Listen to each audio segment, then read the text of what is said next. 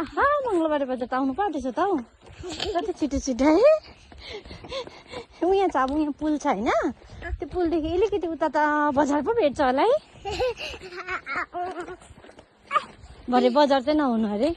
हामी पुग्दा त्यो बजारको मान्छेहरूलाई त सबैहरूले के गर्थ्यो होला नि के गर्थ्यो तिमी भन न बजारको मान्छेहरू एकछिन नउठ है मेरो छोरी आउँदैछ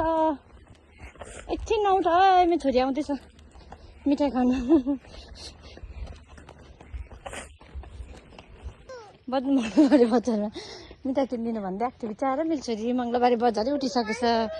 ल के गर्छ अन्त हिँड नि त दोकानमा किनिदिन्छु ल दोकानमा किनिदिन्छु हौ मेरो छोरीलाई म दोकानमा मिठाई किनिदिन्छु